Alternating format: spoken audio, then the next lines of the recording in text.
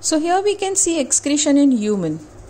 अब excretion in human में excretory system में क्या होता है? तो we have 2 kidneys, we have ureter 2, we have bladder, urethra. ठीक है. अब क्या होता है? Here I'll just explain you the process. हमारा यूरिन हमेशा येलो कलर का होता है क्योंकि it is containing poisonous substance like urea जो रिमूव नहीं होता है इन द नेफ्रॉन. अब नेफ्रॉन होती है इन द किडनी. ये बहुत सारे सॉल्ट्स वगैरह जो होता है वो यूरिन में लेके आता है तो यूरेटर इन द ब्लैडर, यहाँ से फिर ब्लैडर में आएगा. लेकिन जो ब्लड होता है, जो गंदा ब्लड होता है हमारा वेस्ट कंटेनिंग ब्लड, वो रीनल आर्टरी से आएगा इनटू द किडनी. उसके बाद किडनी से जाएगा इनटू द यूरेटर, यूरेटर से जाएगा इनटू द ब्लैडर और ब्लैडर से फिर वाया यूरेथ्रा निकल जाएगा. और जो हमारा क्लीन ब्लड है वो इस रीनल वेन से वापस बॉडी में चला जाएगा. अब you can see here that we have 2 kidneys, so that's why we have 2 ureters as well. Our bladder acts as a storage space of the urine. एक बैग लाइक स्ट्रक्चर है जो urine को store करता है. So here you can see that this is the structure of kidney. देखिए अब यहाँ पे ग्लोमेरुलस और ये बोमेंस कैप्सूल है जो हमने आगे देखा था, उसे हम इकट्ठा बोलेंगे नेफ्रॉन. तो we know that it is 1 million present in our body और ये सब सॉल्ट को लेके आते हैं, यूरिया को लेके आते हैं इन द यूरिन और फिर यूरिन यहाँ से निकल जाता है. मतलब this is been connected to the tubule, right.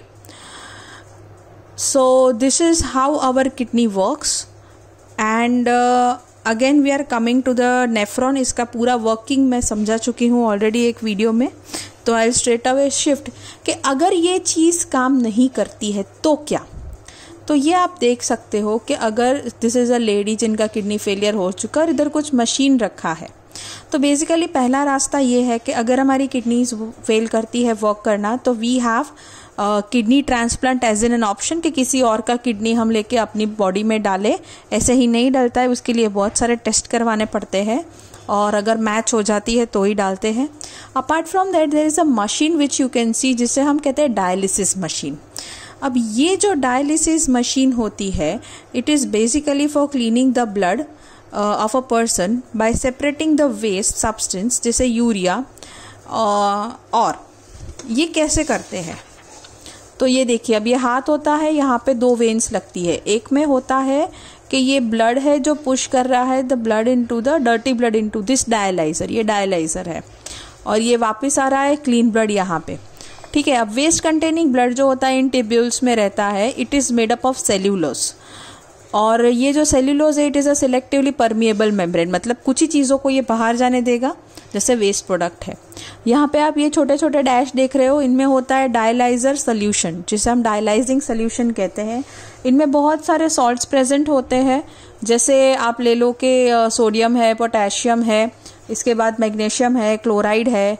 तो these are the electrolytes present in it. Apart from that you also have glucose here.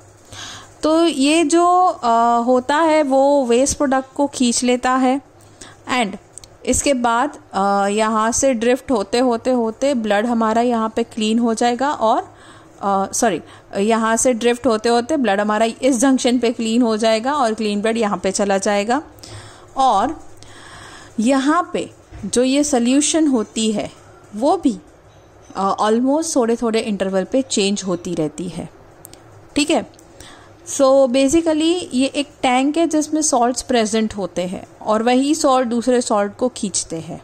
एक चीज़ आपको याद रखनी है कि चाहे ये हमारा डायलाइजर हो चाहे हमारा यहाँ पे नेफ्रॉन हो, दोनों में एक चीज़ कभी एब्जॉर्ब नहीं होगी वापस, जिसे हम कहेंगे urea. Urea is not reabsorbed. Please mark my word, it is not reabsorbed. So with this we complete our excretion and this chapter as well. Thank you.